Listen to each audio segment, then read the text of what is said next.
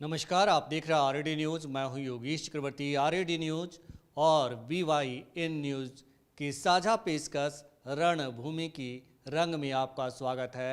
रणभूमि की रंग में आज हम बात करने वाले हैं बिहार के सबसे चर्चित, सबसे हॉट सीट पूर्णिया की, जो सीमांचल इलाके में पड़ता है। हम आपको बता दें कि यहाँ पर दूसरे फेज में चुनाव होना है और यहाँ पर जो है मुकाबला बीमा भारती के मैदान में उतरने से त्रिकोणीय हो गया है। जातीय समीकरण यहाँ का क्या कुछ कहता है, इस पर हम प्रमुखता से नज़र डालेंगे। कौन से ऐसे उम्मीदवार हैं जिसके पक्ष में जातीय समीकरण के हिसाब से रिजल्ट जाता है। तो चलिए शुरू करते हैं रणभूमि का रंग वीरेंद्र यादव जी के संग, जो जातीय मामलों के विशेषज्ञ हैं, इकलौते ऐसे पत्रकार हैं जो जातियों पर नज़र रखते हैं। वीरेंद्र जी, पूर्णिया संसदीय क्षेत्र में मुकाबला कहा जा रहा है कि त्रिकोणीय हो गया है। हम चाहेंगे कि पूर्णिया पर आप प्रकाश डालें। पूर्णिया क्षेत्र सीमांचल का है, वहाँ नॉमिनेशन शुरू होगा 28 तारीख से ही प्रक्रिया चल रही है और वहाँ मुकाबला ट्रेंगल हो गया, त्रिकोणीय हो गया। पहले था कि संभावना थी कि पप्पू यादव लड़ेंगे चुनाव आरजेडी कांग्रेस टिकट पे। इस बीच कांग्रेस ने ये आरजेडी अपना उम्मीदवार दे दिया। बीमा भारती जो जदयू के विधायक हैं उनको टिकट दिया है आरजेडी ने।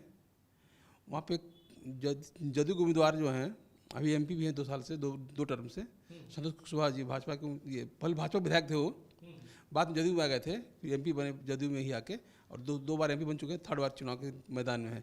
पप्पू यादव वहाँ के सबसे बड़े विषय हैं। पप्पू यादव मतलब पूर्णिया बिहार की पॉलिटिक्स में खास सीमांचल में लगता है। पप्पू यादव को भरोसा था कि हमको टिकट देगी कांग्रेस, बल्कि उन्होंने अपनी पार्टी का विलय भी कर लिया कांग्रेस में। लेकिन क्या कहा ना कि सर बुरा तो ओले पड़ना, वही हुआ। जब पार्टी में विलय कर लिए और जो घोषणा हुई सीटों के बंटवारे की पटना में, तो पूर्णिया गायब हो गया कांग्रेस कोटे से। कांग्रेस के कोटे से पूर्णिया ही नहीं बल्कि मधेपुरा भी गायब हो गया और सुपौल भी गायब हो गया। जिन 3 क्षेत्रों पे पप्पू यादव की खुद की पकड़ मानी जाती है, अच्छी पकड़ है उनकी, उनका तीनों सीटें कांग्रेस आरजेडी के खाते में चला गया। कांग्रेस कोटे से बाहर हो गया। तो अब उनके साथ संकट है कि अब क्या करें। चुनाव लड़ नहीं सकते पूर्णिया से कांग्रेस टिकट पे। अगर वैसे करेंगे तो फिर तालमेल के बाद कहीं लगा कि कांग्रेस की मार्केट में आपस में टकराव शुरू हो गया, तो कांग्रेस टिकट देगी नहीं उनको। वो चाहे तो लड़ना निर्दलीय पड़ेगा उनको। उनकी अपनी जो पार्टी थी जन अधिकारी पार्टी, का विलय हो चुका है। तो पप्पू यादव के सामने संकट है कि कांग्रेस टिकट देगी नहीं, अपनी पार्टी को खड़ा नहीं कर सकते, क्योंकि 4 दिन पहले विलय किए हैं। तो विलय का मतलब क्या होता है? विलय का मतलब क्या चुनाव आयोग को लिख कर देना होता है कि हमने अपनी पार्टी का विलय करवा दिया है? इस पार्टी ऐसा कुछ नहीं है। आप कहते हैं हम इतना आदमी है, पार्टी का विलय नहीं होता है टेक्निकली। पार्टी अस्तित्व में रहेगी ही जब तक आप लिख के नहीं देंगे भाई हमारा पार्टी का दुकानदारी बंद कर दी जाए चुनाव आयोग में, तब तक पार्टी अस्तित्व में है।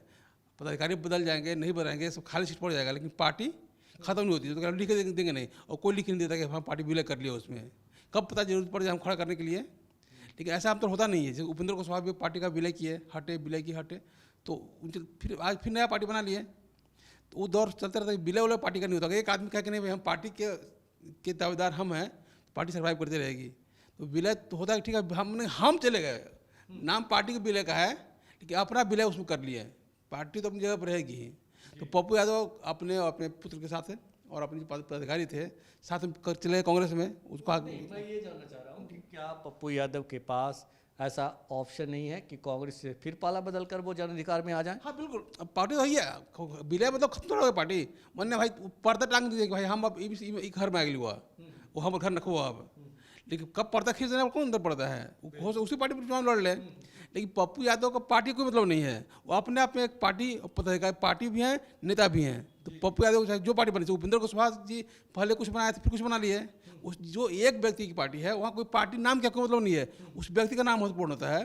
तो पप्पू यादव चाहे निर्दलीय रहे या पार्टी में रहे, पार्टी और तीसरा पार्टी बना ले, पार्टी बनाने को टाइम लगता है, 2 मिनट काम है कि भाई हम पार्टी बना लिए है जी। जिस तरह से आपने कहा कि पप्पू यादव स्वयं एक मतलब पार्टी हैं, आखिर क्या वजह है कि आरजेडी उन्हें एक अदद सीट मुहैया नहीं करवा पाई? देखिए, अब दरअसल संकट क्या है ना कि पप्पू जी की जो पॉलिटिकल स्ट्रेटेजी रही है, किसी के भरोसे के लायक नहीं रह जाते हैं। अब पिछले 5 साल 14 से लेकर 19 के दौर में आरजेडी को सांसद रहे पूरे 5 साल, और 5 साल लालू यादव जी को और लालू जी को तेजस्वी को गाली देते रहे, उनके खिलाफ बोलते रहे। तो भाई आप कपार पे चढ़ो कीजिएगा और कहिए कि हमको सम्मान भी मिले, तो कब तक झेलेंगे? कोई पार्टी क्यों झेलेगा? आप आज की तारीख में पप्पू यादव के अस्तित्व से कोई मतलब नहीं है तेजस्वी यादव को, आरजेडी को। तो जिस पार्टी का अस्तित्व या नेता का औचित्य नहीं है उस पार्टी के लिए, तो हालांकि विलय से पहले बाद मिले लालू यादव से कि भाई हम भी पार्टी में कांग्रेस विलय कर रहे हैं, तो कर लीजिए भाई, आपकी पार्टी है, चाहे लालू जी का मत कीजिए कि हमारे यहाँ जाए, बोलो ठीक है कर लीजिए, आपकी पार्टी आपकी है, चाहे जहाँ विलय कर लीजिए। तो लगा कि पप्पू लालू यादव से मिल लिए तो अब हमको टिकट कन्फर्म होगा हमारे पूर्णिया के लिए, पप्पू एक आशीर्वाद समझ लिए, जो मुलाकात को आशीर्वाद समझ लिए, उसमें मारे गए बेचारे पप्पू यादव। उन्होंने मूल मिल के आए थे, लगा कि हमको आशीर्वाद मिल गया कि ना जाओ तू मिल गया, हम तेरा सीट तुरा छोड़ देंगे, इस भरम में रह गए। लालू जी ने कहा कि नहीं तो उसे नहीं पड़ेगा, हाँ ठीक है भाई जाइए आपका पार्टी विलय कर लीजिए, विलय कर लो। विलय के बाद सामने से देख रहे हैं कि पप्पू यादव अब खबर तो ये भी है कि लालू यादव ने उनको कहा कि आप मेरी पार्टी में विलय कर लीजिए और मधेपुरा सीट से चुनाव लड़ लीजिए, ये जैसा कि पप्पू यादव का ही दावा है। तो फिर कहाँ चले गए उधर कांग्रेस में?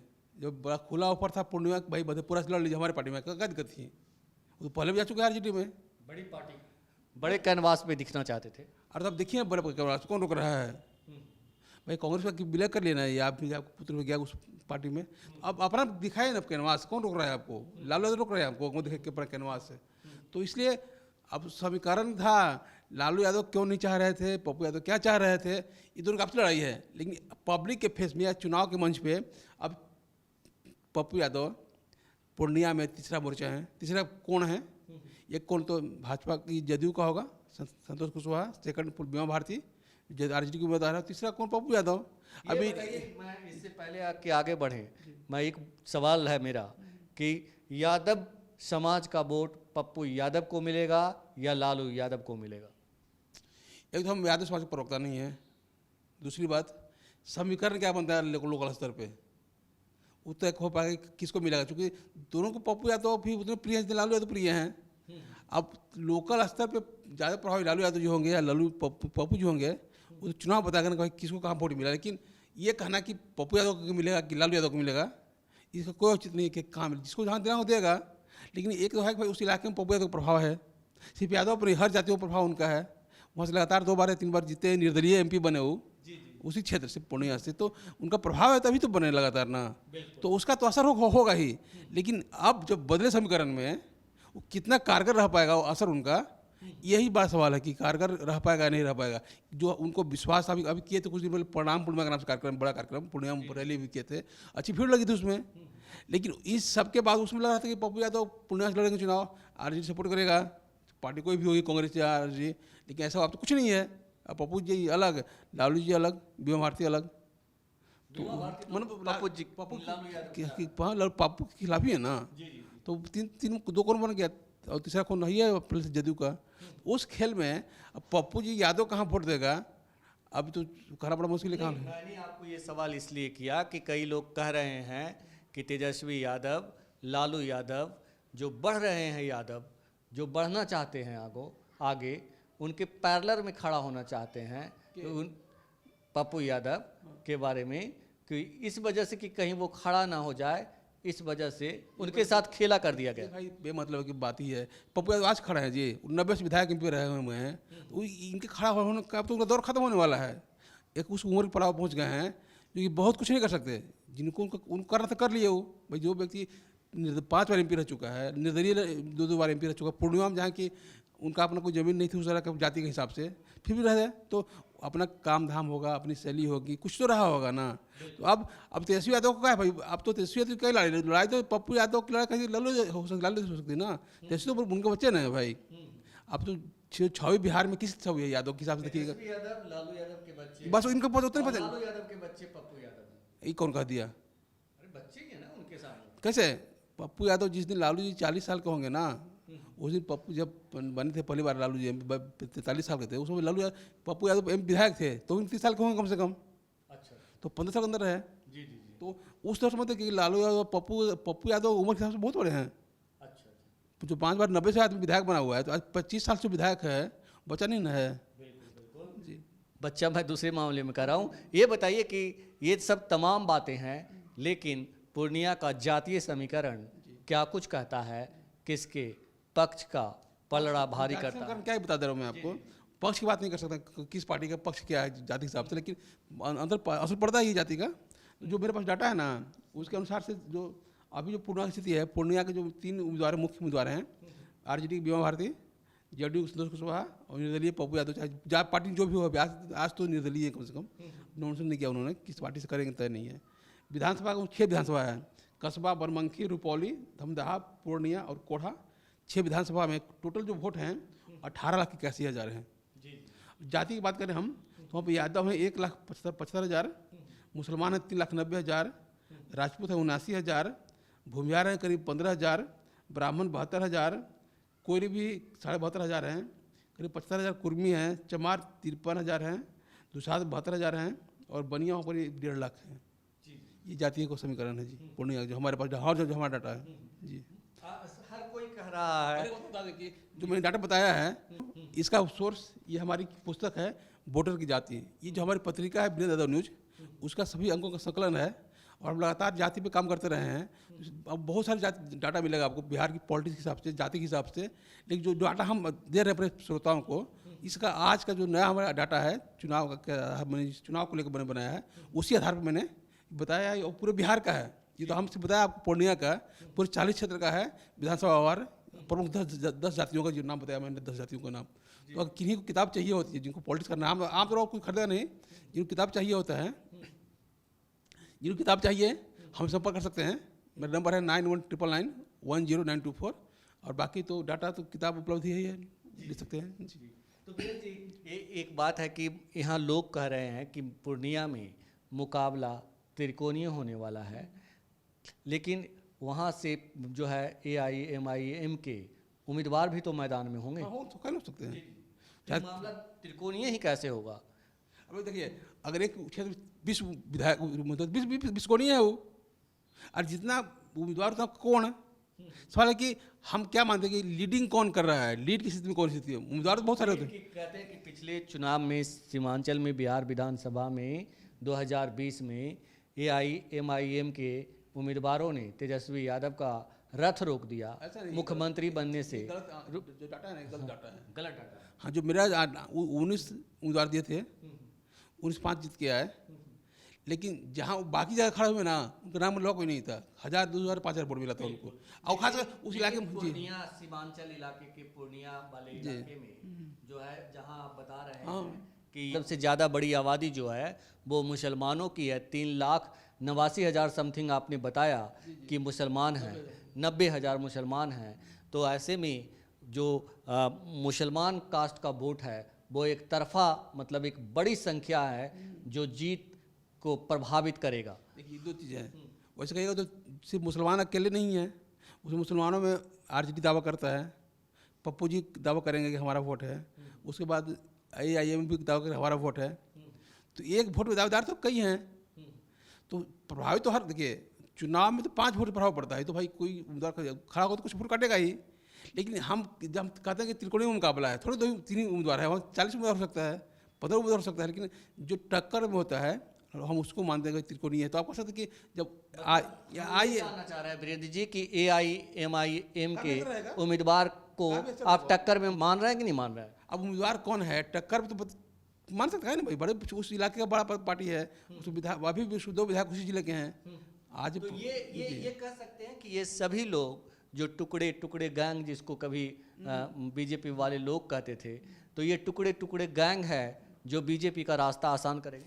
भाई गैंग काहे कर रहे हैं यहाँ पे? गैंग नहीं है, कह रहा हूँ, मैं तो कह रहा हूँ बीजेपी के लोग कहते थे। लोग तो कहने दीजिए उनको, हम क्या कहें गैंग?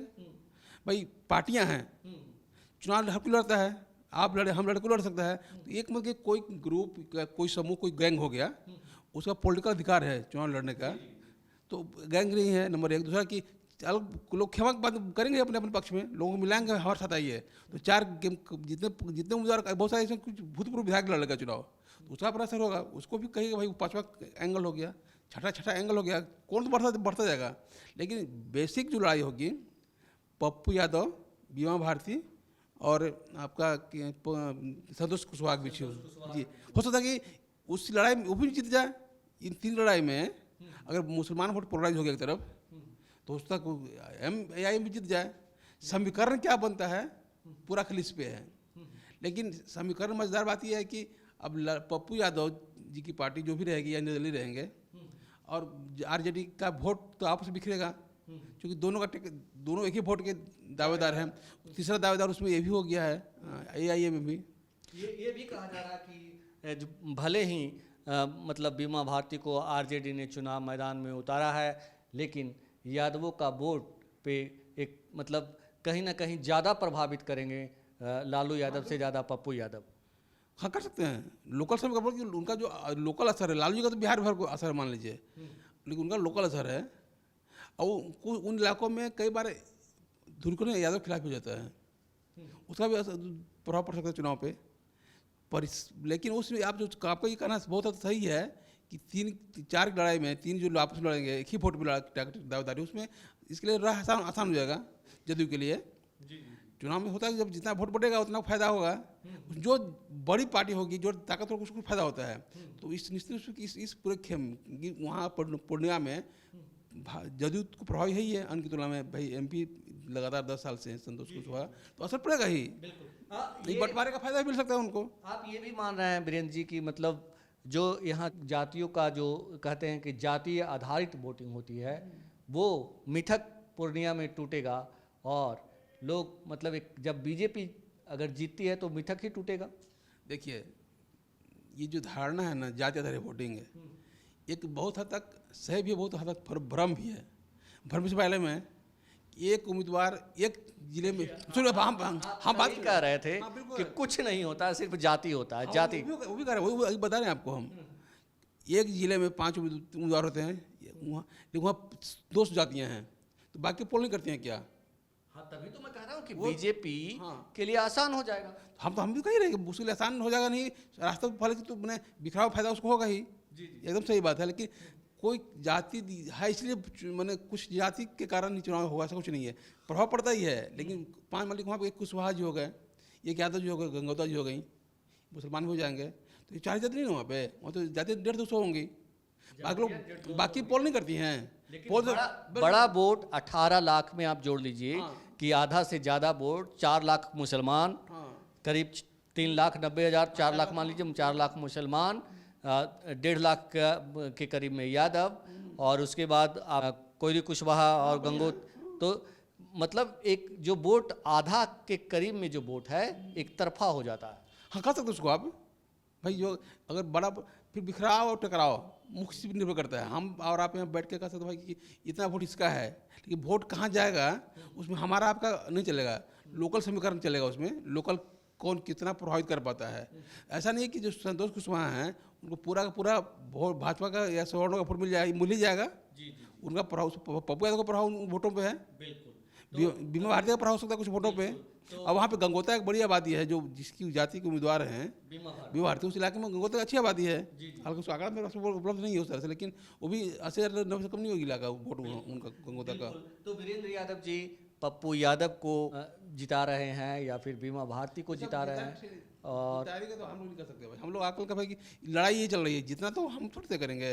नहीं मतलब किसका पलड़ा, हम ये कहने जिताने का मतलब है कि पलड़ा किसका भारी है, ये नहीं पलड़ा भारी तो चुनाव बताएगा ना।